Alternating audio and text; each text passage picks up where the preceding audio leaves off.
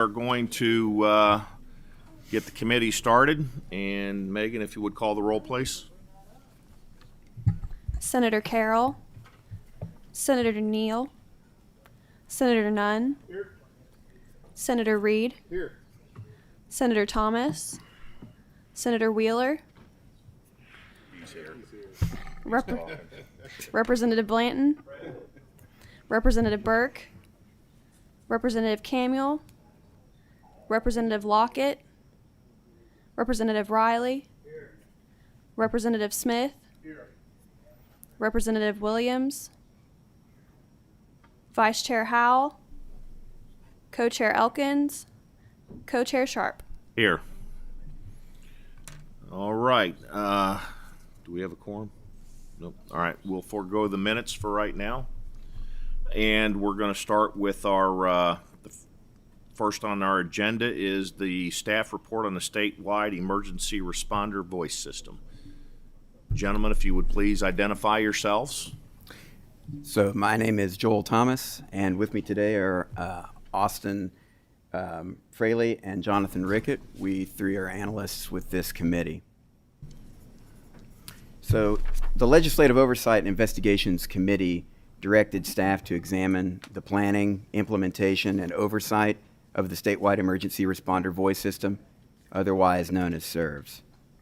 Staff were specifically instructed to review any roadblocks or delays for the project. SERVS has been discussed at multiple legislative oversight meetings, so we're going to keep background material to a minimum. Generally, we found that the Kentucky State Police did not violate any statutes or regulations, but there did not appear to be an overall plan for SERVS. The lack of planning and documentation led to budgeting, spending, and deployment issues for the project. The federal government established interoperable radio communications as a top priority following the 9/11 terrorist attacks. SERVS was first proposed in 2015 and is Kentucky's solution to providing first responders with the ability to communicate across agencies. Radio communications interoperability is critical to the safety and success of first responders across the state. Therefore, the necessity and usefulness of the SERVS system is without question. One of the first areas that LOIC addressed related to the SERVS project was the Kentucky Field Operations Guide. The guide serves as a reference for communications personnel during emergencies and planned events. It standardizes interoperable communications procedures, checklists, resource priorities, mutual aid channel use across VHF, UHF, and 800 megahertz systems, and other technical information. To stay relevant, the guide should be updated to align with SERVS' technical realities, including new talk group structures, encryption, and system architecture. Without these updates, responders risk relying on outdated information, reducing interoperability and situational efficiency during emergencies. Therefore, recommendation 2.1 is that the Kentucky State Police should update the guide to reflect the new capabilities and requirements of SERVS. To gain a better understanding of the progression of SERVS, we'll discuss how the project was funded. In the 2018 session, the General Assembly appropriated $35.1 million for Phase 1 of the project. This phase included tower site development and construction at KSP Posts 1 and 2, as well as procurement of mobile and portable radios for initial deployment. Upgrades during this period covered antennas, cabling, DC power systems, and shelters at 18 tower sites. In the 2020 session, the General Assembly appropriated $52.45 million for Phase 2. Phase 2 expands tower site development to additional KSP posts and will add 17 new towers. It involves equipment installations at 47 existing sites, structural improvements, generator upgrades, and shelter replacements. In the 2022 session, the General Assembly appropriated approximately $81 million for Phase 3. This phase will ultimately replace older microwave networking infrastructure. It includes installation of routers at more than 130 sites, as well as 57 additional tower installations. By the end of this phase, 60 sites will be built with new towers. In the 2024 session, the General Assembly appropriated approximately $48 million for Phase 3A. This is a phase that involves Eastern Kentucky, where terrain and site accessibility present unique challenges. The funding covers installation of 2 new radio cores in Frankfort and in Hazard, completion of radio infrastructure and DC power plants for 24 existing and 18 new sites, ongoing structural upgrades for towers, generator installations, and shelter replacements. The SERVS project does not appear to have a timeline for completion, nor are vendor payments tied to completion of successive milestones. Funding for SERVS was provided through multiple biennial appropriations, beginning early in the project's history. However, actual expenditures lagged significantly behind those appropriations. In 2 of the 4 biennia reviewed, roughly half of the appropriated funding was not spent before the next budget period began. This pattern suggests that money was available, but project readiness, in terms of planning, land acquisition, and infrastructure sequencing, was not far enough along to convert funding into measurable progress during the period for which it was appropriated. Although funding is tied to budget cycles, the actual work of deploying the system is not. KSP's accounting of SERVS appropriations and expenditures appears to be accurate, but the manner in which the information is presented here obscures trends in spending. This slide shows an example of how funding was presented to this committee. Relating budget cycles or biennia to phases of the project does not necessarily reflect the reality, as many of the phases overlapped in implementation. We are also unsure of what specific goods, services, project milestones, completion schedules, etc., make up each phase. For example, the amount given in the table above for Phase 1, along with the completed label, and the grouping of the entire phase as a biennial period rather than as a fiscal year, makes it seem like each amount given was discrete and confined to particular biennia, with Phase 1 being completed in 2020, when in reality it was completed more recently. To gain a more accurate picture of funding and expenditures, LOIC staff independently calculated the actual spending and the percent of funds spent. Using the statewide accounting system, LOIC staff calculated SERVS expenditures. So if you recall from the previous slide, the initial amounts reported for the SERVS project reflect only the appropriations that the General Assembly authorized in each biennial budget. At the end of fiscal year 2025, approximately $109 million, or roughly 51%, of total appropriations have been spent on the project. Now we would like to move on to specific expenditure categories for the SERVS project. So, to date, more money has been spent on special mobile equipment, approximately 82%, than on any other category by a wide margin. And this category has also received the largest amount of appropriated funds overall. This pattern indicates that the procurement of radios, consoles, and other communication hardware was a top priority for project managers from the outset. While securing operational equipment is a necessary component of the SERVS project, the decision to prioritize the purchase of hardware with finite technological life cycles and potentially limited warranty periods ahead of acquiring land or designing tower installations raises concerns about project planning and sequencing. Investing heavily in equipment introduces the risk that much of it could age in storage, depreciate in value, or fall out of warranty before being placed into service. That being said, however, the Justice and Public Safety Cabinet has indicated that purchased radio equipment has or is being used in areas where the system is complete. When we look at project expenditures by vendor, which is what this graph shows, we notice that project spending is highly concentrated among a small group. One vendor, Motorola, accounts for about 2/3 or 66% of all SERV's expenditures. The top 4 vendors together make up 81% of total project spending. This concentration combined with large unspent balances creates 2 risks.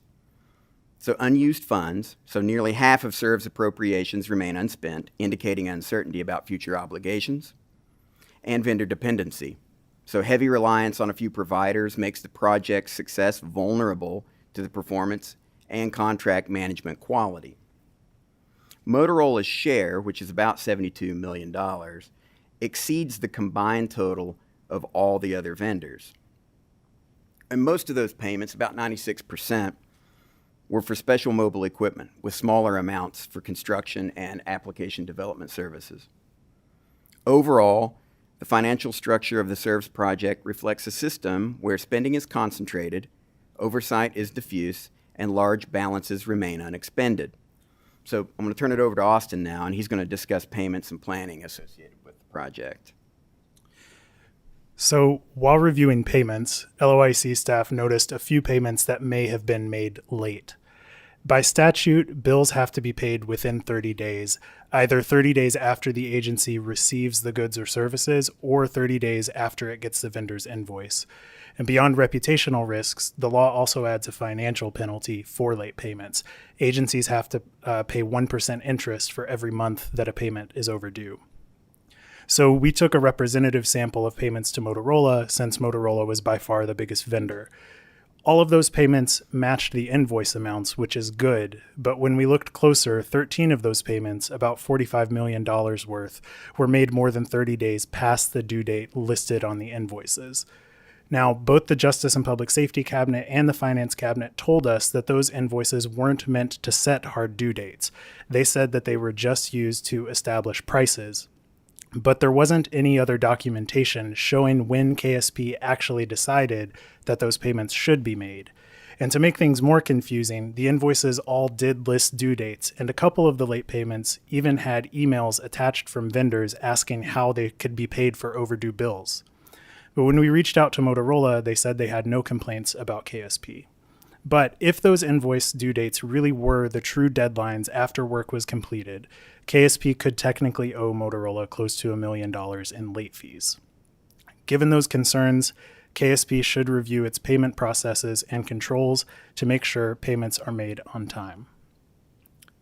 On financial planning, one of the challenges in tracking SERV spending is that the financial planning for the project has changed quite a bit over time, and there always seemed to be uncertainty about what the total cost to finish the system would actually be. Early capital plans from 2019 and 2021 both mention a 10-year master agreement, which sounded like the full cost was already known. Those plans asked for $52 million at first, then $55 million, and both implied that that would be enough to complete the system.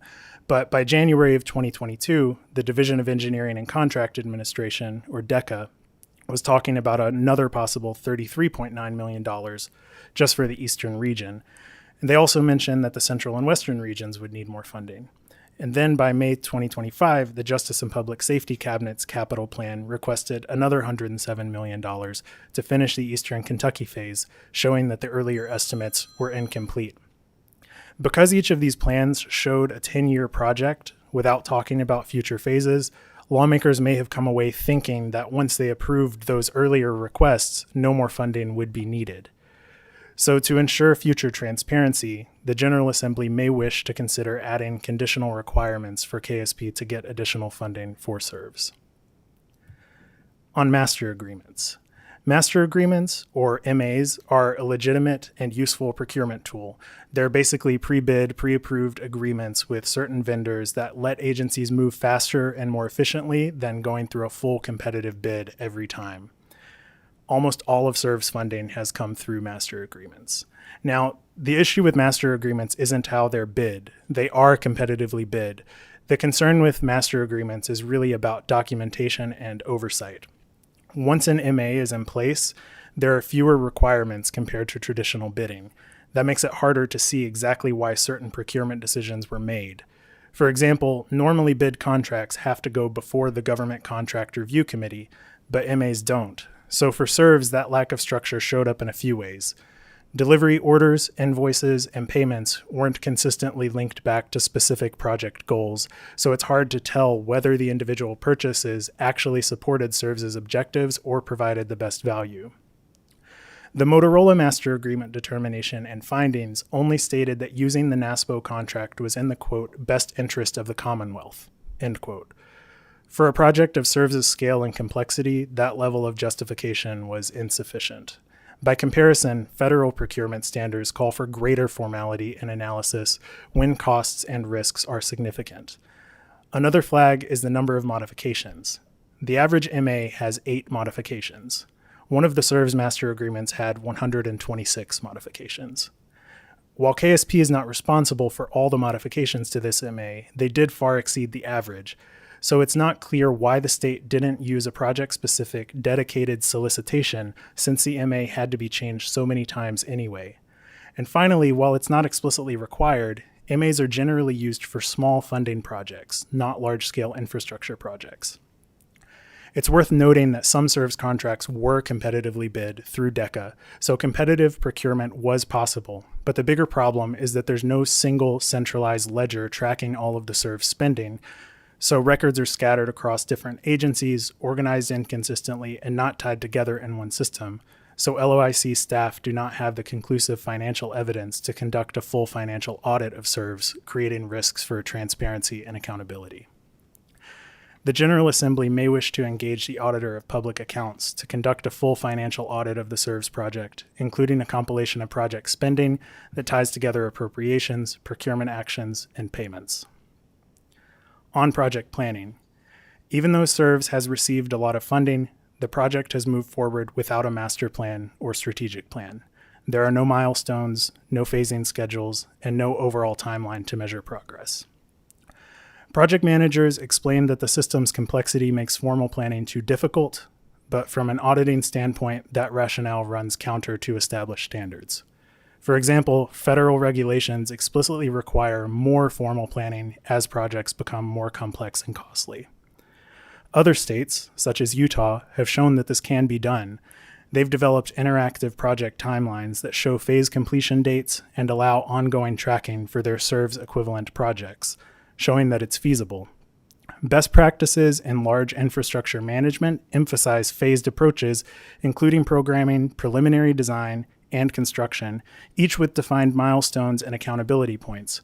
Kentucky State Budget Director confirmed that state capital projects normally follow these structured stages.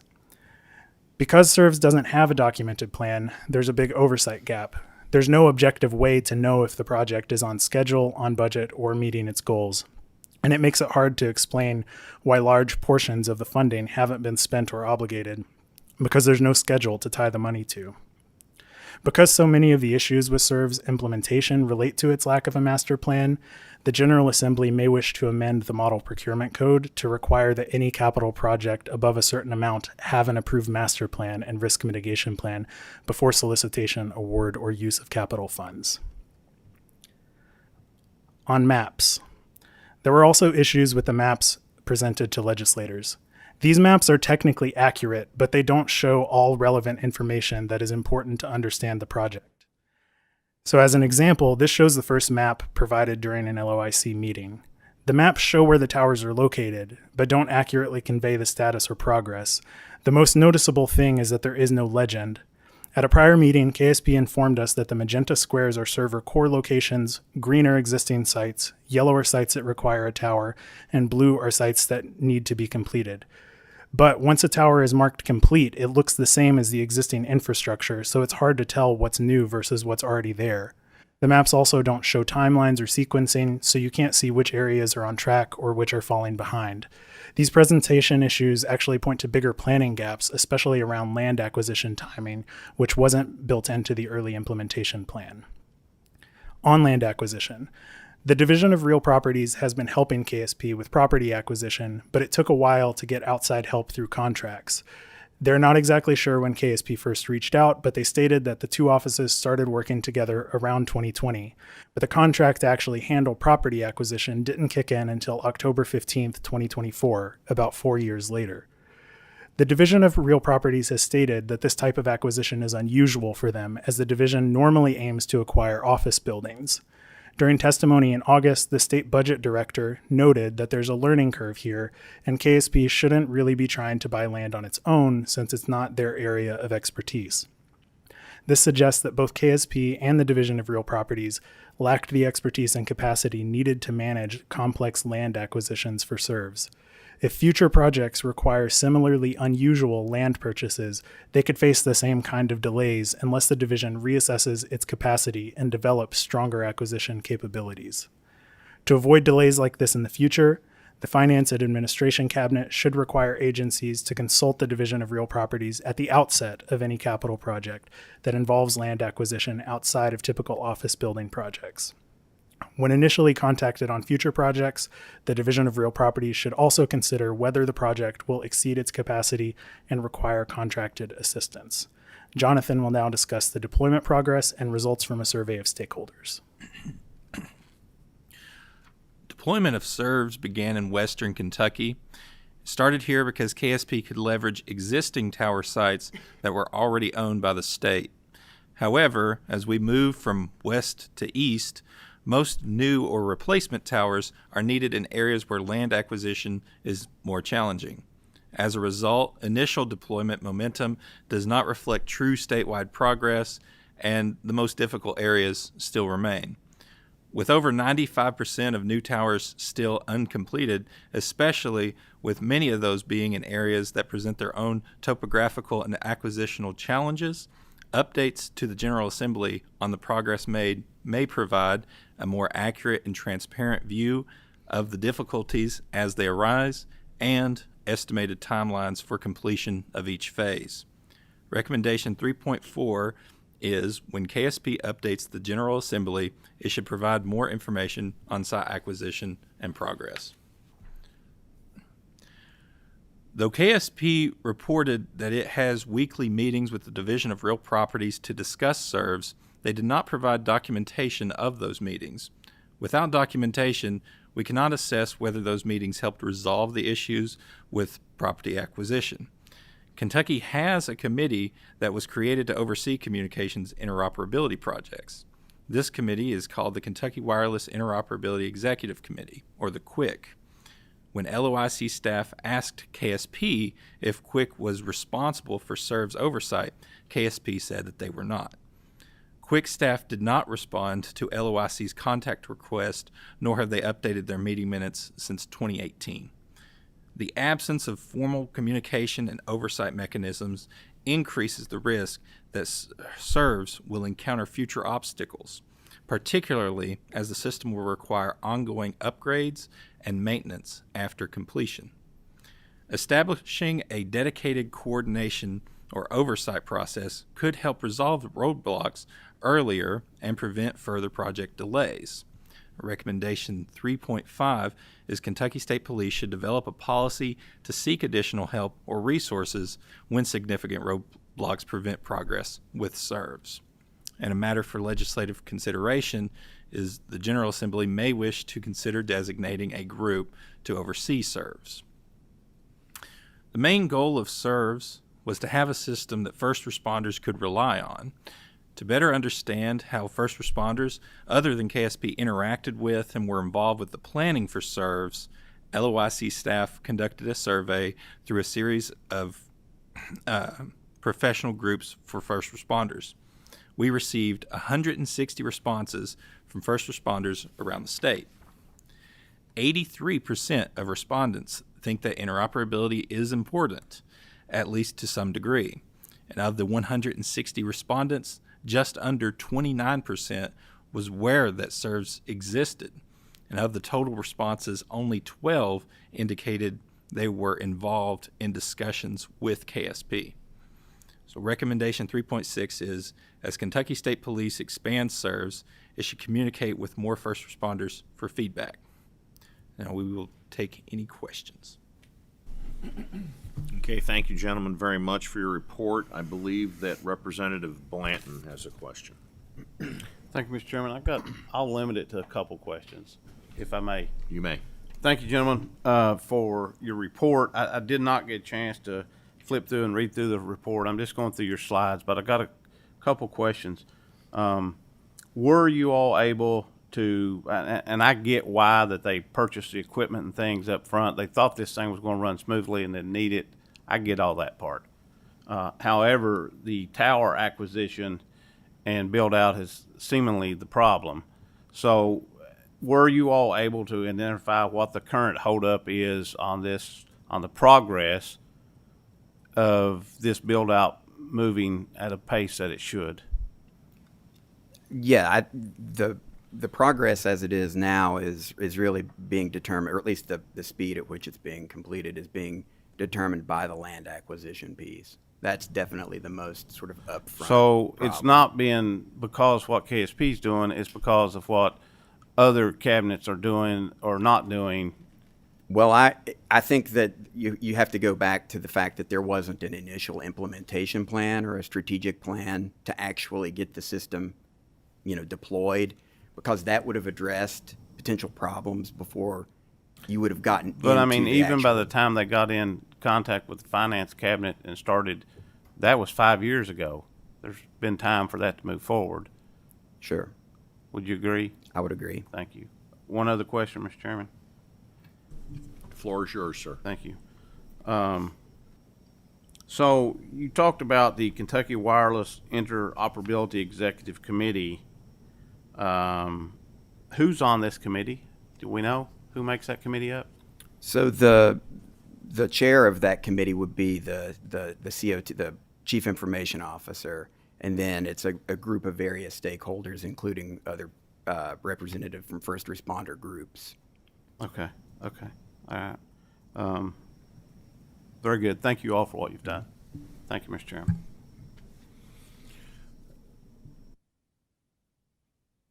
I've got a question here I'd like to ask. It's on slide 12 about these potential interest, I guess for late payments.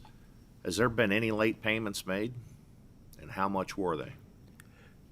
So we can't say with 100% certainty that the payments were late because the statute only requires payment after the goods and services are done or after the date on the invoice. So both cabinets told us that the invoices were not used to determine the due date for the payment. However, the evidence leans towards there being late payments because we saw emails requesting payment for overdue payments. The invoices had due dates, and we never saw any other kind of documentation which showed when the payments were actually due. This is just a representative sample. So of the 21 we looked at, only 13 or about half were late, 13 out of 21, but this is not all of the payments. So there could potentially be more late payments or the ratio could be different. But you don't know if any late payments, any interest on late payments were paid? We don't know that, no. We don't know if any interest was paid on those late payments. Okay. Representative Smith has a question. Thank you, Mr. Chairman. In listening to these last several months on this project, I think some of this may have been caused by the draft from the beginning. If I listen to your testimony on giving the instructions on how this project should be administered, I think sometimes we think about writing this stuff, putting it in the budget, and then all of a sudden it's going to take place. This project itself, by reading a few of the statements and some of the questions that we've brought about, not having a master plan, not having the situation lined up from the beginning, having steps made, but dumping it on finance and saying, figure this out. They probably deal with maybe 1,000 projects out of the budget that we budget, and they're given the responsibility on oversight, on making sure those funds are distributed to capital projects, whatever the projects would be. And then we've given them something here that I believe that probably should have had a little bit better definition on what the requirements was going to be to get the steps out. Does that make sense how the RFP should be drafted? I think we're doing more of that now through the appropriations, giving a little bit more directive on how to administer it. But from the beginning, if I've heard the testimony right, it would have been good to have a master plan on how this was going to be developed, given instructions to finance on how we want it released, how we want it procured, step by step, instead of trying to learn that process as it's gone through. I think that's been a lot of the difficulty of time frames, because I think once you got through one step, there was another major step, and then it kept getting bigger on major steps, like in land acquisitions. I think if there had been a master plan showing first getting it approved, getting the RFPs prepared for each step of it, it may have been flowed a lot easier instead of leaving it up to an agency to figure out. If that makes any sense, I don't know. Maybe the agency can answer that, the finance cabinet. But in listening to the testimony, the worst thing that we can do after having $100 million already invested is to quit and throw our hands up, because we spent a lot of taxpayer dollars. I think we need to figure out a game plan so we know there's going to be we hit the end zone, that we score on this, that we give our state police what they're needing, mostly, but also making sure that we do have it laid out to where we're not continuously running into obstacles. Does any of that make any sense? Is that, and listening to your testimony, you was talking about a master plan. We still, to this date, my understanding is we still don't have one. So we really don't have a game plan going into this budget of what the request is going to be, except for we need more money. So, and I think that's what we're looking into, is why are we continually paying and then not seeing, not having an end result. But if you could just maybe touch on that, if your recommendation is, what is it at this point to the committee to recommend to our leadership, and what would be, if this was your dollars, which it is, you pay taxes, what would you recommend that we do at this point to say we're going to have success? Because I cannot see us stopping. I think that'd be the worst thing that we've done. But I think we need to have a game plan to say we are going to be able to get to the finish line. Does any of that make any sense, maybe, on how I worded that? Yes. So not having a master plan or an implementation plan was, that was a critical part. And so you look at other states, like, for example, like North Dakota, or like a state like Pennsylvania, states like Virginia, that had plans that established how the project was going to be funded, when got ahead of like looking at what the potential risks are going to be, both in the implementation and in the operation of the system. Plus, it would also, those types of plans would also include, operational and maintenance costs after the system is finished. So there's a whole bunch of things that would get wound up into that master plan, as it were. Would you lay that on the legislative directive, and looking at what was put out in the bill or put out in the appropriations? Would you look at that as a fault on this end, on the legislative side, not having a game plan directive, or do you think it's a combination of how it started, maybe the beginning of the process? I would say it's a combination based on what we know. Okay. Yeah. What would you recommend? So I think actually some of the recommendations or the matters for legislative consideration that we've put into the report would actually go a long way to alleviating some of these issues, like having an oversight body that serves the individuals who are responsible for managing the SERVS project actually have to report to increase some accountability. And also 3D, if I can get to that one here. But wouldn't you say that I have a little bit of merit in saying that the way that it was brought out, that being pushed onto a cabinet wasn't the proper first step and just giving it to them saying, we want with this put out there? Don't you think that there should have been a lot more on the beginning side, the front side? And we know that wasn't done, so now can we get there to finish the project? I guess would be the question. Well, I definitely think that best practices suggest that having an implementation plan or a feasibility plan is how you should approach a big infrastructure capital project. So like that's this. something that Yeah. you're saying we need to do. We need to come up with language that we put in place to say, here's where it's at, this is what we're saying to do to get it finished. I'm asking what the legislators could do, legislative-wise. What would you recommend? Yeah, I mean, I actually think that creating language that would say, something along the lines of what we are suggesting in the report, which is that if there's going to be a capital project like this, it might be worth the General Assembly to have in place some way of evaluating, whether or not that project receives funding. Okay. Yeah. All right, thank you, Mr. Chairman. Yes, sir. On slide 18, you've got complexity cited as a reason for no formal planning. They said it wasn't feasible. Where'd that information come from? So that was actually from either the July committee meeting. I believe it was the July committee meeting Okay. where officials from judicial or from KSP actually provided that information. All right. Thank you. Senator Wheeler.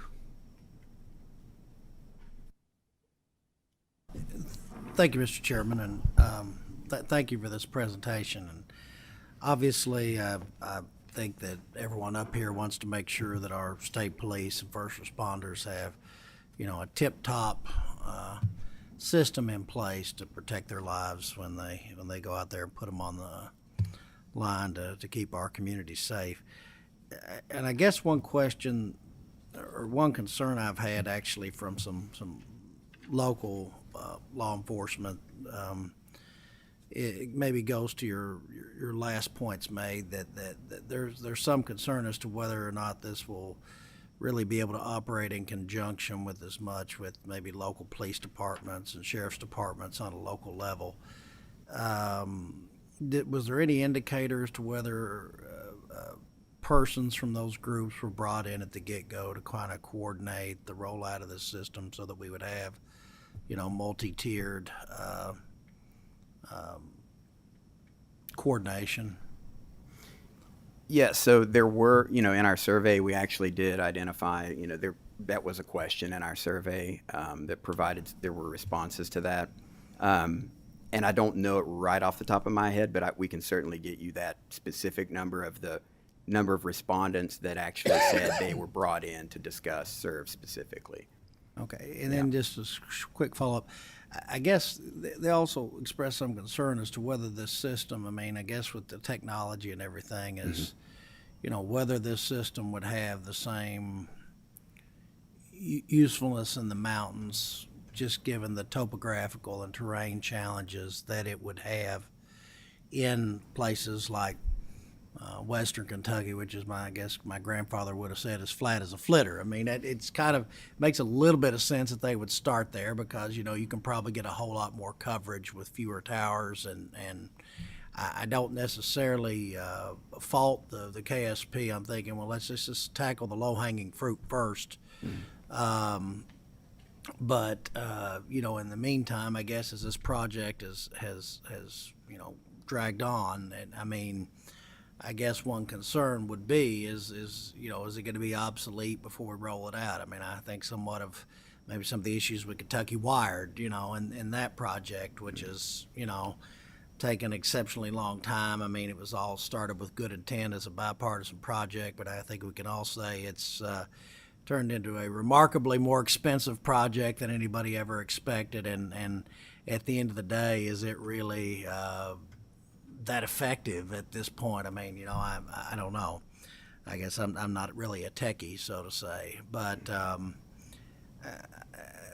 is there some risk if we do keep pouring money into this, that once we get it completed, that, you know, we're going to be right back to square one. And I know you always have that issue to some degree with technology because it's advancing so rapidly, but are we essentially, you know, would it maybe be better for, you know, maybe a more regional model and then try to get those two models to coordinate to provide that coverage?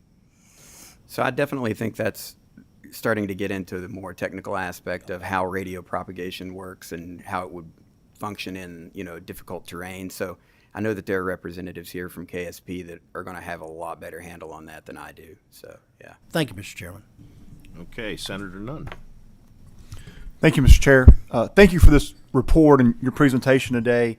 I've been at this about 10 months, so I've got a ton of blind spots as far as how state government works, so just help me here. One part of your report talks about there being confusion over responsibility for the project. KSP was pointing at finance, and finance was pointing at KSP. Whether that's true or not, I would still have concerns about the management of the project. KSP, fine law enforcement agency, not project managers. I don't know if there's any certified project management professionals in the finance cabinet, so can you help me understand, regardless of which agency was responsible for it, if there was those types of assets available, certified project management professionals to manage a project of this scale and magnitude? I can't speak to the certified project manager certification, but I do know that finance cabinet has certified procurement specialists. Like, Okay. So they all, you know, that's Office of Procurement Services. They all have those certifications. On the KSP side, I don't know. Follow up, Mr. Chair. Go ahead, the floor is yours. Thank you. So you talked about looking at similar projects in other states. Do those states apply those types of resources to projects like this, where they would have certified project management professionals, whether it's inside the state agency, inside the cabinet, or an outside third party? You know, it's not uncommon, you know, where a company will buy a software or something like that, and there's a vendor, and then there's a third party that implements that project that sits between them. Have you seen that model in other states? Yeah, so the examples that we've seen in other states definitely have more of a turnkey kind of approach to the deployment of a system. For example, like Pennsylvania or like Virginia. The Virginia system took about 7 years. You know, Virginia as a state is roughly the same size in terms of square mileage as Kentucky. It's kind of interesting, but if you don't include the Chesapeake Bay. But so that system cost $361 million. Took about 7 years to get it completed, and that system certainly had from the get-go, you know, more of a turnkey approach where the state actually engaged with a private entity. In this case, it was Motorola, and contracted with them to do a dedicated, you know, project deployment. Okay. And so instead of the state assuming the risk of being the integrator or the actual, you know, deployment entity, Motorola assumed that risk, and it was it was based on milestones and project completion timelines. Thank you.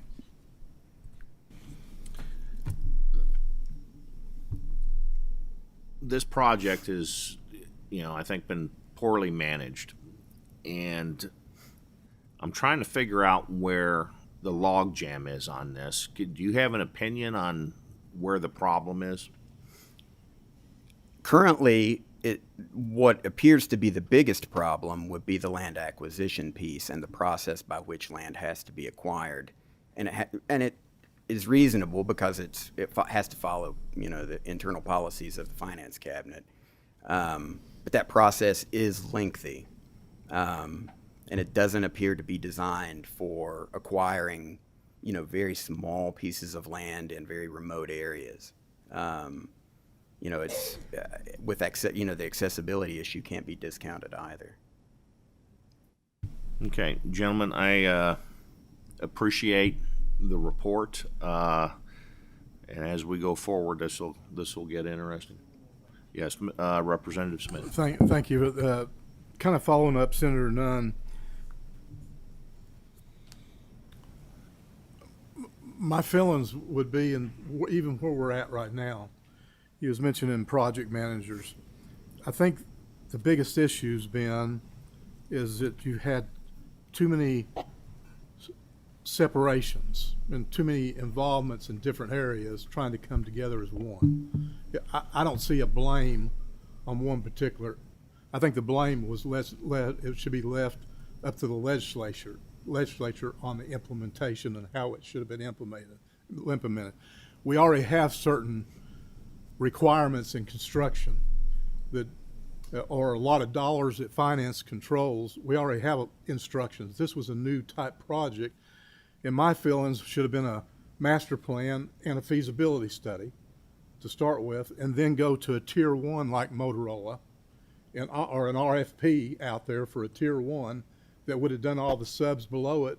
But the master plan or the feasibility would have showed that we need land acquisition across the state to put these towers. It would all been in the development stage. And we didn't have that, is what we're getting back. So I think today we need that to finish the project, and maybe even look at doing a contract with a tier one, like a Motorola or whoever's out there, and let them be responsible for certain dates and meeting certain criteria, because finance cabinets is having to try to do that. And they're the one that distributes our funds. They're not a project oriented. They have oversight. But most of your projects that they receive, in my understanding of it, say it's a UK project, they've got all their development, got all their paperwork together, they submit it to finance, and then finance checks it off in a project, in a construction or whatever it may be.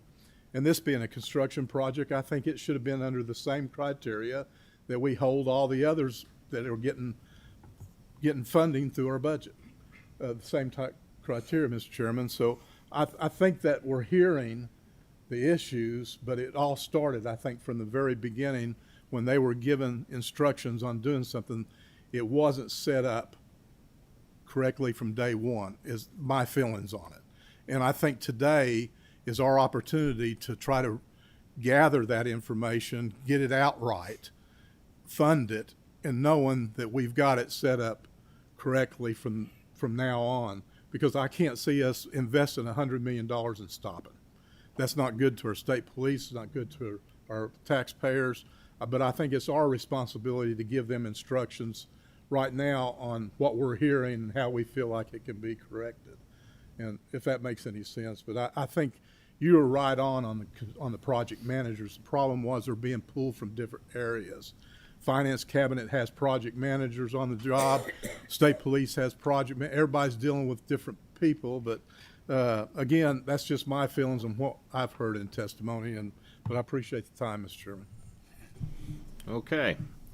Gentlemen, thank you very much for your testimony. And next on the agenda is the Kentucky State Police to respond to the staff report and a monthly SERVS update.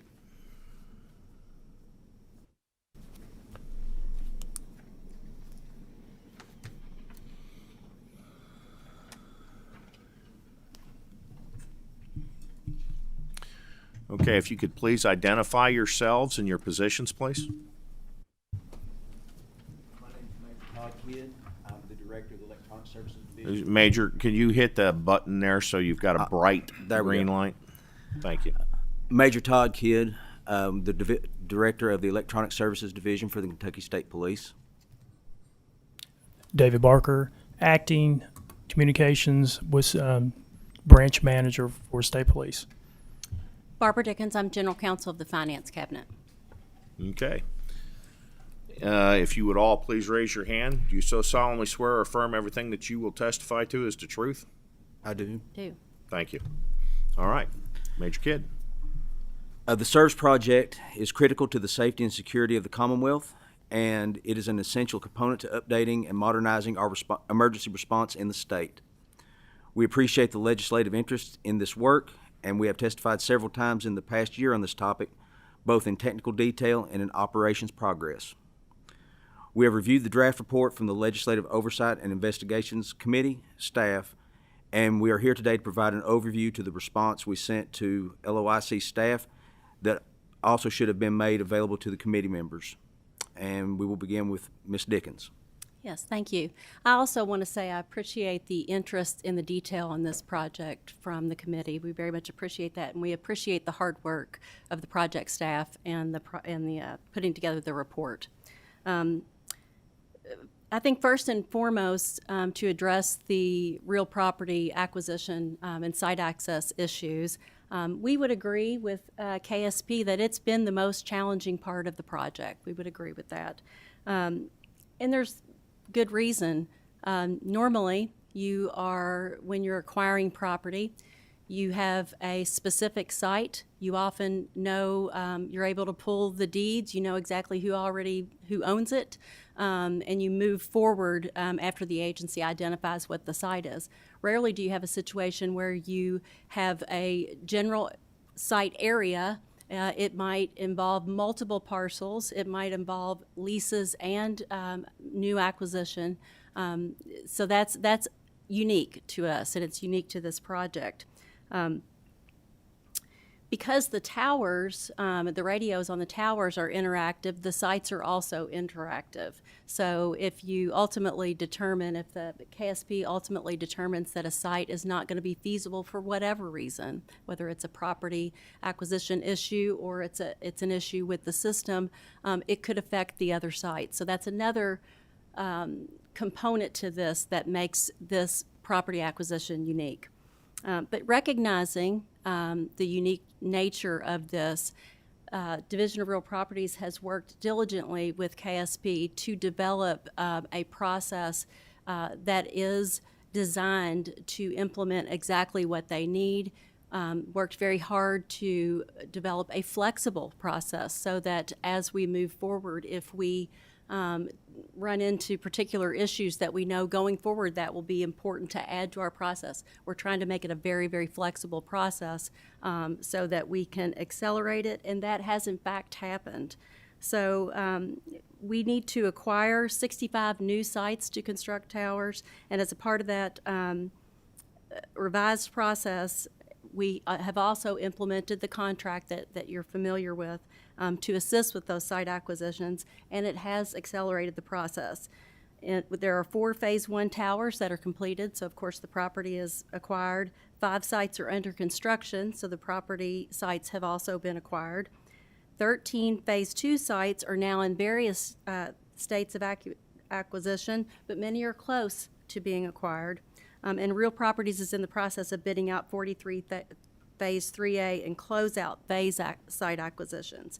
This information is also in the materials that's been provided to you. So while initially the project started out looking at existing sites, which makes complete sense, you would look at the existing sites and leases that you have, it has moved toward more site acquisition, and we feel like that we now have a process in place where this is accelerating the progress that we're making.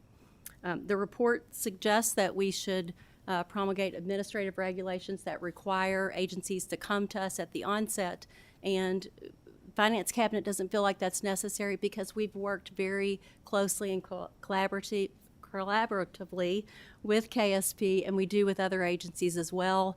We're there to serve them, and we've not had any problem with that collaboration. It's just simply that this is a unique project that required additional creativity in order to move forward with the solution. The service project was intended to meet the needs of the Kentucky State Police. The use of the system by local law enforcement agencies are additional benefit.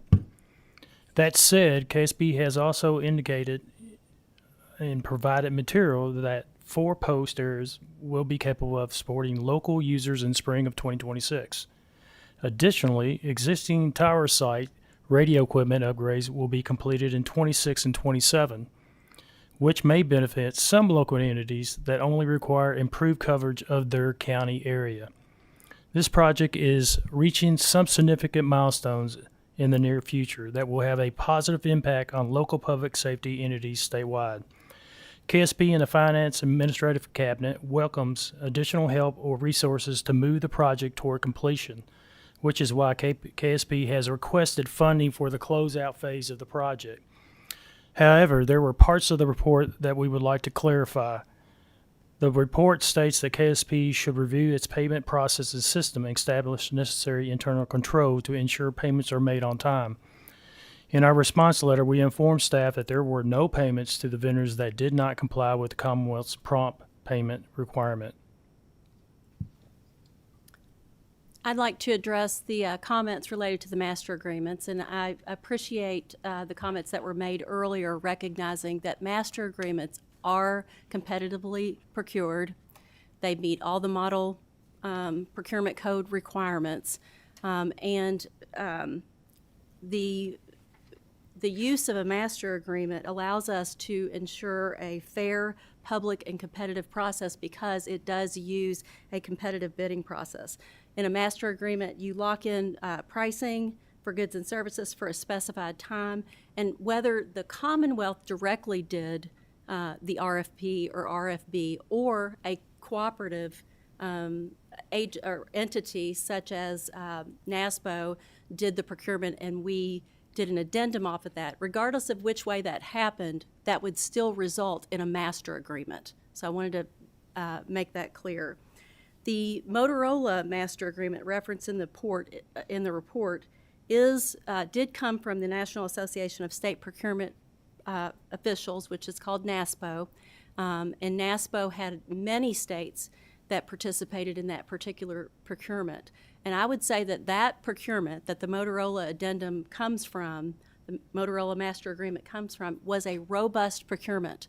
And I say that because that procurement had 11 different categories. Those 11 categories had very detailed scopes of work for the bidders to respond to. And it actually received 42 bids. So you had a very, very competitive process and locked in pricing. From there, the state will enters into the state addendum master agreement, and the agency issues delivery orders off of that master agreement. All the documentation related to that is captured in EMARS, and I think project staff noted that they reviewed documentation in EMARS. So you will see the delivery orders, you will see the documentation that supports the purchases from those delivery orders, and you will see the multi-level approvals all in the EMARS system. So we don't agree that you would need the auditor to do an extensive audit of this project. All of that information is captured in EMARS.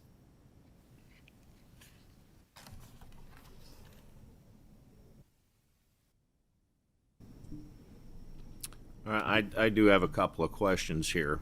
When was the last piece of property acquired, and how long did that take? I do not have specifics on what the last piece of property acquired is. I can get that information for you and All right, provide can it you to the can you tell me when the last tower was built and how long it took to get that done? I don't have information as I sit here today about when the last tower was completed, but So Barron River, Dale Hollow, both of those will be completed in December. All right. What about the last tower that was completed?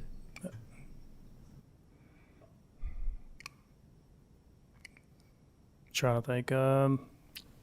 Being phase one, so whatever the phase, I have it in front of me. I actually have some information on that.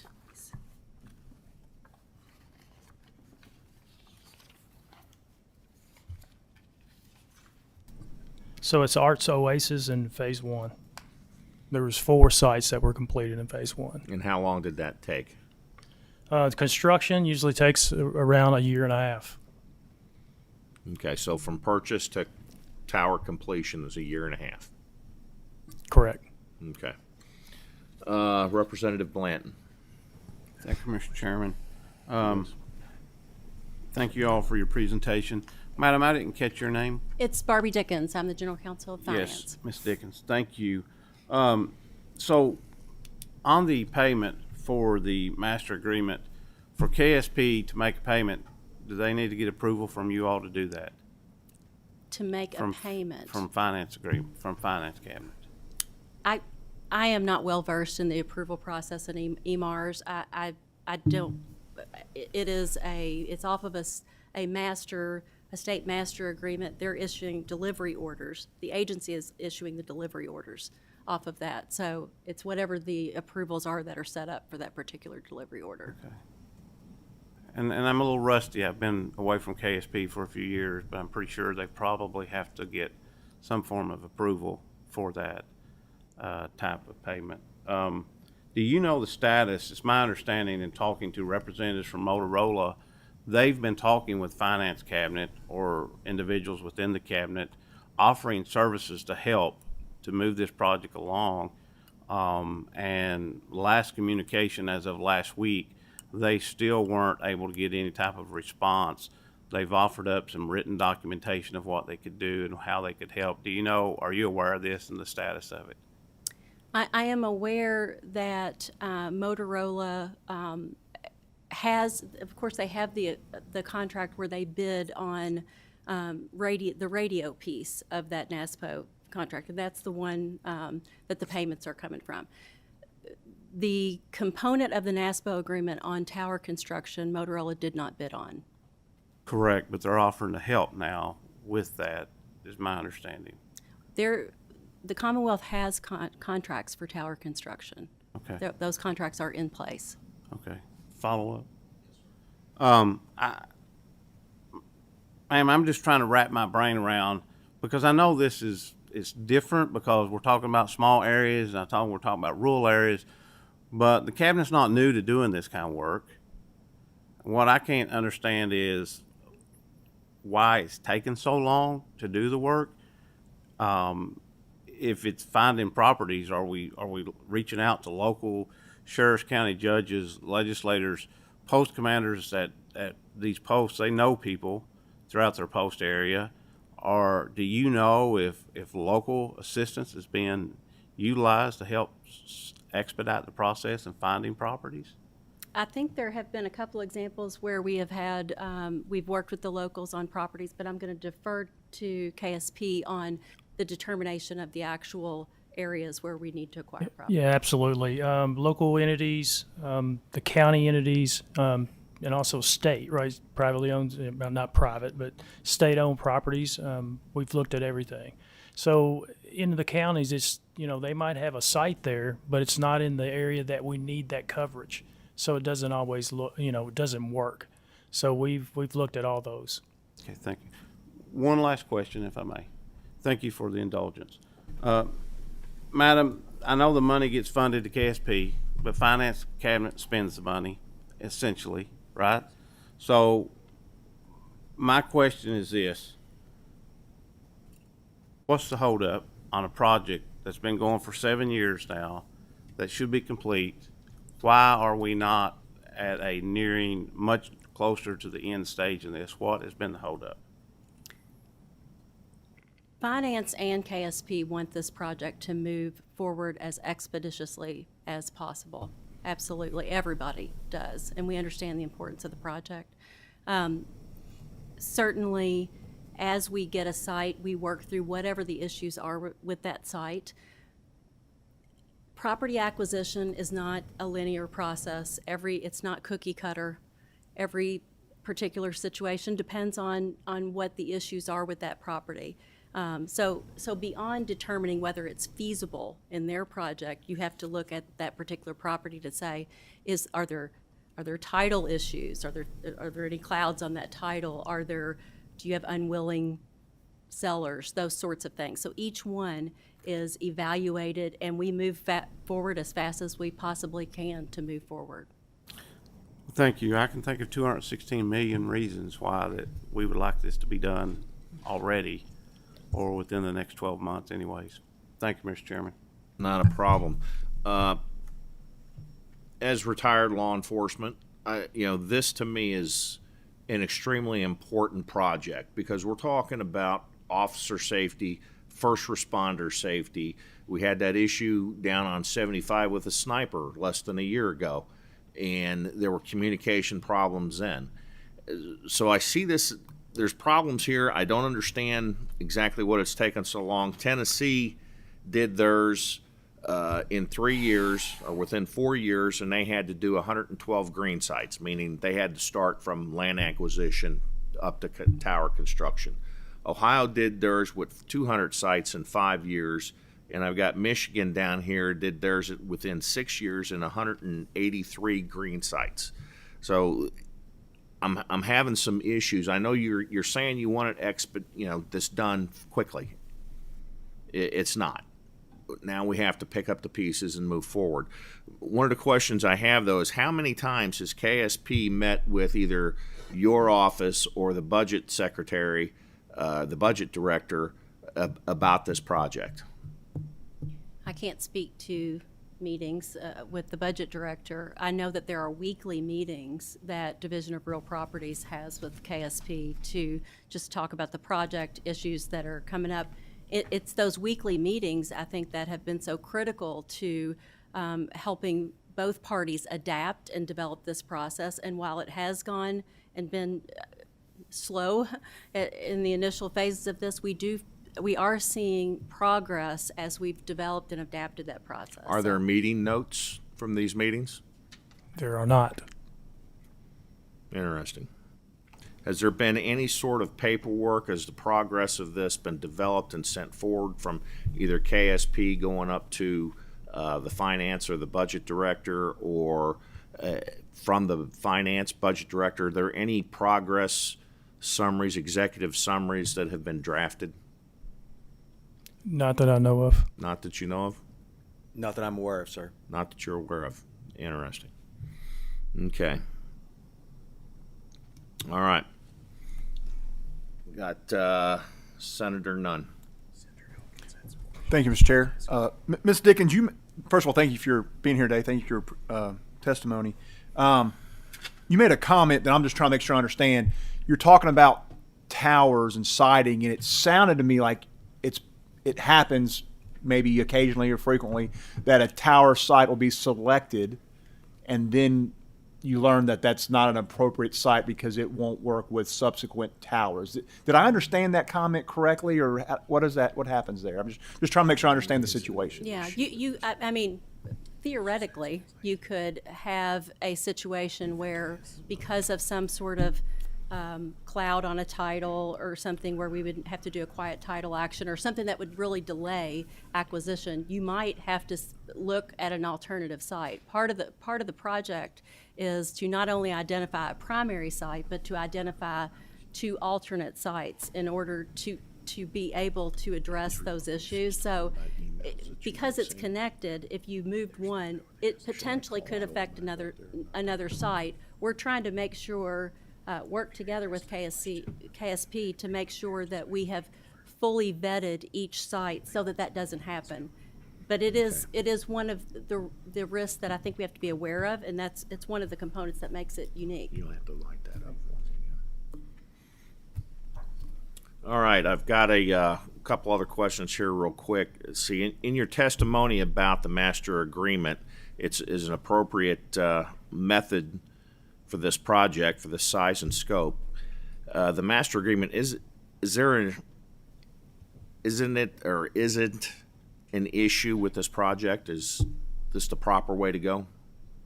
I believe it is the proper way to go. You locked in pricing with a master agreement, using the Motorola one, for example.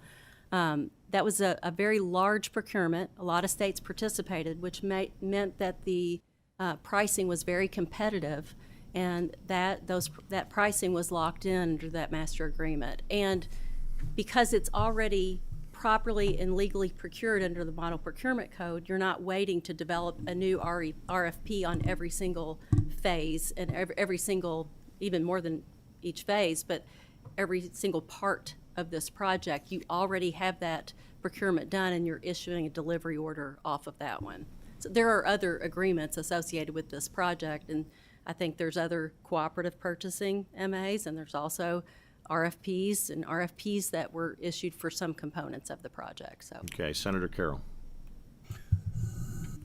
Thank you, Mr. Chairman. Looking at the other states, did we or have we reached out to learn from them? Virginia, Tennessee, any of the others mentioned in the report? So my predecessor, I'm sure, has. I know for Tennessee and Ohio, Okay. but I have not. But he did. Okay. And you all have regular meetings, and in retrospect, 7 years later, have you all identified the mistakes that have been made in this project from day one to share? So we're not second guessing. You all study this week after week, and Major, I'm sure you hear about this daily. And I'm sure you all debrief and you review different segments of this on what you could have done better. Should we done land acquisitions first? Would that have expedited? Was there not a satisfactory comprehensive plan up front, or was there a plan that just didn't work? Did you not expect the problems with land acquisition? And it seems like if we had it, other states would have had it too. Why is it different here in Kentucky? A lot of questions. I'm sorry. So I think we've learned from, we say, our mistakes. I'm a little bit new to this. Haven't been here for about 2 years, but I wasn't in this role. So I've been really with the project for about a year. And everything that I've learned, I could see things that were going on, and we're trying to correct those as we go. One of the problems what we saw was land acquisition. From my understanding, no one really knew it was going to be that difficult. So we probably should have done that up front, correct? I feel so. I mean, I think that would have been the right thing to get ahead of the game, but we didn't know there wasn't a process, is what I understood. Okay. And now there is a process. Okay. And Motorola has experience in these projects from top to bottom. Why didn't we contract with them to handle all of it? They had the expertise.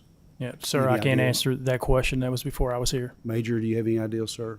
That was before I was in my current role, sir. I don't know. Okay. I will just note that they did not bid on all components. They did not bid on the tower portion of that NASBO contract. So, and why, I'm not sure, but that they could have bid on 11 total components. Did they bid on the land acquisition? There was no land acquisition in that agreement or in the other agreements that I've looked at some other Motorola agreements with other states or local governments, and that those did not include land acquisition, the ones I've looked at. Okay. And what was the original estimate of this entire project compared to where you are now with your estimate? Do you all have that number? I do not. Can we get that? Was that, gentlemen, was that in the report anywhere?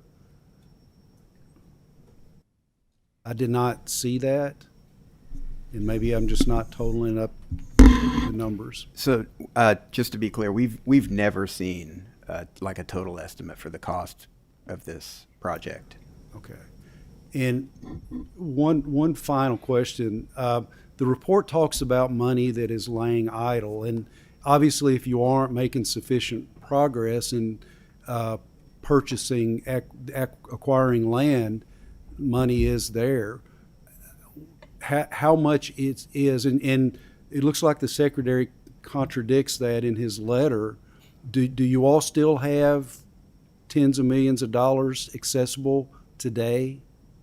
It's for new site construction, absolutely. Okay, and will you spend all that money in the next 3 years? Why should we appropriate more funding if you're not going to have what's already appropriated spent? We feel like we will.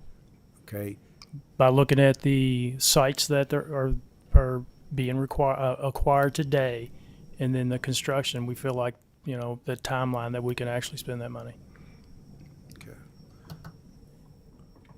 In no other areas that the site acquisition is the major hiccup. Is that the only mistake that you all have identified in the process that you're aware of? And it sounds like there hasn't been a lot of continuity on this project and turnover, and that always creates problems. I don't like the idea that there's a new KSP commissioner with every administration. You can't build consistency and build a culture in an agency when the leadership changes every 4 years. With this, the same thing. You've got a multi-year project, people coming and going, and it seems like no real master plan, and the costs just keep going up and up and up. And I think for us, at some point, as important as I think this is, and Major, you know my background's law enforcement too, and I'm with you 110%. But where do we draw a line on all of this? And there's got to be some limits to this, and I think there is concern about the technology. I know how quickly it changed in my career 15 years ago, and so we're just going to start this cycle all over again. It's going to be done, and then we're going to have to go back and buy new equipment. And where does this end? And technology, I'm sure, is changing. I feel probably at some point satellite technology and communications is coming, if it's not already available. So obvious concerns, and you all just keep asking us to write checks every budget session, and I'm getting uncomfortable with it. As much as I love KSP and support law enforcement and all across the state, and I know the value of interoperability, and it could be life-saving at some point. But we got to get a hold of this, and not just saying we're trying and we're planning. There's got to be an answer to this. There's got to be a cohesive plan going forward if you're going to convince us to keep investing in it. Thank you, Mr. Chairman. Thank you, Senator. Mr. Thomas, if you can come back up to the microphone real quick. The question I got is, you indicated that you had seen emails about people wanting payment the payments have been late. Yeah, that's correct. Do you know the amount of those by chance? I don't right off the top of my head, but we can get it. Thank you. Okay, Representative Lockett. Thank you, Mr. Chairman. I have a couple questions, if that's okay. Yes, sir. My first fear, I guess, if you will, since we've been listening to this month after month and watching the progress or non-progress of this project, this really it appears to be turning into another Kentucky Wired issue in this state. This is costing taxpayers millions of dollars. And my concern, I think one of the things that was brought up in the previous testimony, and I'm going to make the statements that they made, and I would like to hear your response. First of all, is there a master plan for this entire project? There is not. There is no plan that says this is the timeline, this is when this is going to be built. There's not a master plan, but there's plans on every construction that's going on. Microwave, radio, and they all have project managers. So why is there not a master plan? Why at the very beginning of this project, why was there no master plan? I can't answer that. I wasn't here. I'm sorry. Can anyone that's sitting there answer that question? Why is there no master plan? From the finance cabinet standpoint, when it comes to funding a project, when there's no master plan, does that not raise red flags? I can't answer that question. When we began to work with KSP has the funding for the project, and I'm sure that they identified what was necessary per phase for the acquisitions, but I can't. It's real quick. And when did you guys start working with KSP? What was the date? Not exactly sure, but sometime in 2020. Okay. And in the initial part of the project, I think the focus was on existing leases. All right. Thank you. Sorry. That's okay. Is there a centralized project ledger? If I, as a normal citizen, wanted to go in and see how much is this project costing, where is the money going to, where can I go to see that? We have nothing like that. That anybody can go see. It's all internal. Okay. So as a taxpayer or as a legislator, there's no place that I can go to see what you're spending and what you're spending it on? Not the dollar amounts. No, sir. Why not? I don't know. I never thought about that. You didn't think about to have a centralized place to where people can watch money going in and out? No, but we do have information on the project, and it was mentioned about the Quick. The Quick has a website, and there's information on there about the project, but nothing about the funding, how much is being spent. One last question. If the statement was made, I believe by KSP in a prior meeting here, that the reason there was no formal planning, that it was not possible just because of how complex this project is. Could you respond or go into more detail about that, please? Again, that was before my time. I don't know why there wasn't a master plan, and I can't answer that. Okay.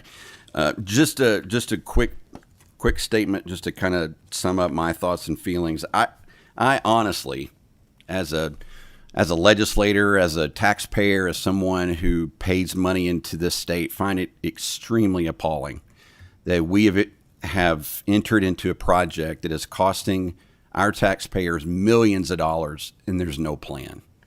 I find it appalling, honestly, and I understand that you haven't been here a long time, but there's a lot of questions that you can't answer in terms of why this or why that, why there's no policy, why there's no plan.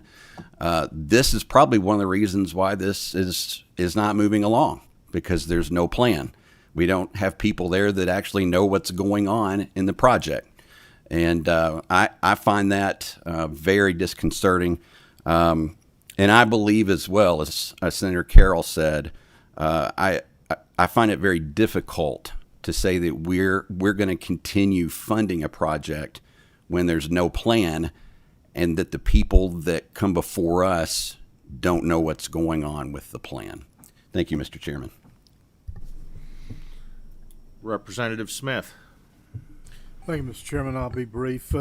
Ms. Dickens, as general counsel, the attorney part of it, you've come in to testify today. I'm making sure that I'm trying to explain to the members right that the projects that are sent over out of the budget to finance, which you deal with, are not 90 or 95% of them. They come over already regulated, the way they're set up with all the construction, all the expenditures that you have. It's already set up through regulations. This was a project that was sent over with money, saying this is what we want at the end to be done with the money. So it was a fresh start for finance to deal with this type of a project. It wasn't, I'm not saying you never dealt with one outside outside the box, but most of the money that is sent, or most of the budget that's sent to you to distribute, will have regulations on how it's set up. And if it's a construction project, you hire there's an architect, there's a design, you'll have expenditures, you'll have everything from A to Z. And this project does not exist with that. You've actually had to create that from day one, from A to Z, how it was going to be structured through the state police. The state police is not construction. And so I really think that where we're missing the mark is not having to identify one responsible entity. And that is your tier one who gets the contract to do this from top to bottom, and not finance determining project managers. Why would finance have project managers? That should be up to those that gets the RFP to do the project. They should have their own project managers. So today, my suggestion on the fix is get it out of finance hands on construction and get it to people that construct. That would be my suggestion. And I know you're just the attorney side of it, but my gosh, I don't know how you deal with this with no knowledge on construction. I'm sure you haven't been educated in construction management.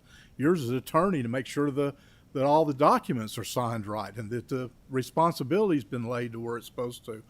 That's where I think we've dropped the ball, Mr. Chairman, is from the beginning on how it was set up and structured. And I'm going to say that could have been on the legislators on how it was drafted. But to fix it going forward, somebody has to be the ultimate responsibility and not finance cabinet. You should be just actually signing off saying it's been done and they need to be paid. But somebody should be responsible for the whole total project. And I call it a tier one. That's your top person who gets the RFP to construct it. But they're responsible for timelines, and they're responsible for getting the product out. Does that make any sense? I mean, that's where I see the project at today, is this got to be reorganized and turned loose to a tier one contractor that's responsible for the whole thing and answers for the money, answers to the taxpayers, answers that they get, they get their what we pay for. Does that resemble anything that may be correct, or what's your opinion on that? You deal with this every day with all these contracts, but I know construction is not part of finance. I appreciate your comments. So the Department of Facility and Support Services includes Real Properties, which Briefly, please. is helping with the property acquisition, but also the Division of Engineering and Contract Administration, and they do manage construction contracts, and they're doing that in this one as well. So typically, we're working in a support role because we're not going to put ourselves in the place of the agency who knows their operations and knows what they need. So we work with them to develop what is needed for the property acquisition, for the construction project. We would never supplant their expertise, and they're the experts on the overall system. And so that's what we've done here. And again, I believe we're progressing. We've got a better process in place now, and we're progressing. And if I could comment on one thing with regard to the expenditures. I just want to make sure everybody understands that all of the expenditures and the DOs and the contracts are all kept in the centralized financial system in EBARS. So there is documentation that supports all of those expenditures in EBARS. All right. Thank you. Representative Blanton, if you could be brief, please. Yes, very brief. I just want to give a quick history lesson in defense of the three that's up here. Okay. I don't know Ms. Dickens how long she's been. I know not more than since 2020, because that's when it came to finance. This started in 18. Since then, we're on the third commissioner with KSP. It went to 2020 with the second commissioner. It went to finance. And now we're on the third commissioner. Major Kidd told you, in the way KSP works, when a new commissioner comes in, at least part of the command staff makes a change, and then you got attrition, you got change. Mr. Barker's been here a year on this progress. So some of this is they're trying to pick up and move forward with something that they may not have all the details about, but they're trying to give you the best answers they know and at the time. So I know there's a lot of frustration around this. We all have that frustration, but, they haven't been in it from the get-go. And so I just want to make sure everybody understands we're on a new governor, we're on new commissioners, we're on new budget director, we're on new finance secretary. So this has been handed down, and it's hard sometimes to pick up and move maybe in the direction that it was going, or probably needs to go rather than was going when they've not been in it that long. So I just want to make sure the committee understands that they're all new to the process. They're not here to necessarily say that all this is on them, okay? So thank you. Thank you, Representative Blanton. Senator Wheeler. Thank you, Mr. Chair. Briefly, please. Okay, yeah. I guess I was contacted by a local governmental agency that said that they offered the KSP a location on a tower that they had, actually on a couple towers that they had, to rather than having to construct their own. And essentially the KSP refused to accept those offers unless the towers were kind of transferred into their ownership. And I don't know if that was KSP or the finance cabinet. Is that a policy, or because it would seem to me if there are these local towers available, maybe some of our cell phone providers, might step up to the plate as good local actors, and maybe patriotic duty. I know sometimes that's unfortunately lacking in the modern corporate world, but that they might be willing to step up to maybe aid, especially in rural areas with some of these costs. Is that something that you all would entertain and be willing to accept to kind of move this project along maybe faster and in a more expeditious manner? Absolutely, if it's going to fill that gap that we're going to have. Now, a lot of times, that location does not fill that gap in communications. Okay, but, well, then I'm going to advise them to get in touch with you all again and to talk about doing that, because clearly it's important that we get this system up as quickly as possible so that, our law enforcement has everything that it needs. I think that's very important. Thank you. Thank you, Senator Wheeler. And Senator Carroll has something, if you could be brief, sir. Thank you, Mr. Chairman. And just quickly, and I wanted to make sure I wasn't missing something, and I looked this up right quick, and I think this is the same figure that a $329 million contract between Motorola and Virginia for their project. Gentlemen, is that accurate, roughly? Their project is named STARS, and it was contracted July of '04. That's correct. Yeah. So I think the end price ended up being a little bit more. I think it ended up being $361 million. Okay, and so we are at 216 right now, and you're all asking for another 107. And do we believe that will finish the project? Yes, sir. Okay, and we're talking from 2004 to 2025. Prices have, everybody knows. Don't even have to say it.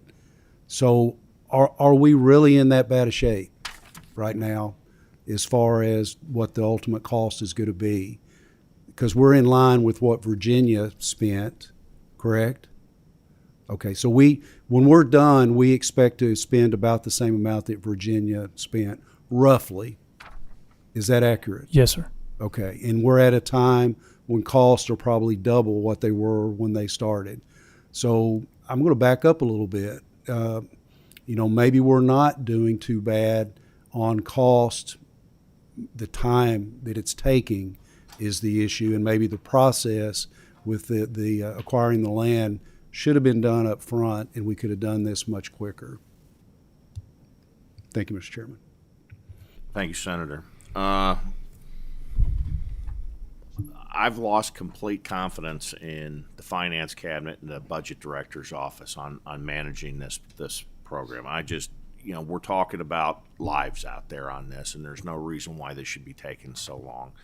And I see no other questions with this. We have another item on the agenda, so I think with that, I appreciate you guys being here, and look forward to seeing you again.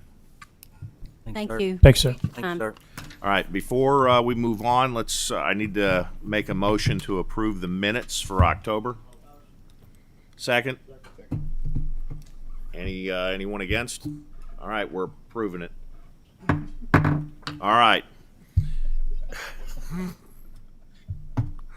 The Administration Office of the Courts. What's that? Okay. We need to do a roll call vote on the report. So, Megan, if you would. Senator Carroll, Aye. Excellent job, gentlemen. Senator Neal, Senator Nunn, Aye. Senator Reed, Aye. Senator Thomas, Senator Wheeler, Representative Blanton, Representative Burke, Representative Camuel, Representative Lockett, Aye. Representative Riley, Representative Smith, Representative Williams, Vice Chair Howell, Co-Chair Elkins, Co-Chair Sharp. Aye. Oh. Just now. And we'll move on to the Administrative Office of the Course. If you would please come forward. That's information only. All right, so I guess we're done with this. Do I have any other questions from the committee? Any issues? Yeah, we're going to hold for a second and get a I have vote. a question, Mr. Chairman. Yes, sir. Where are we on the process of selecting new study topics? We're in the process of developing that now. Okay. So. All right, the report's approved.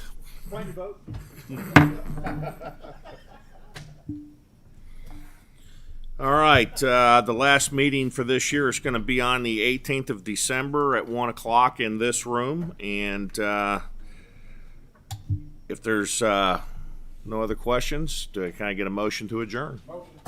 Second? We are adjourned.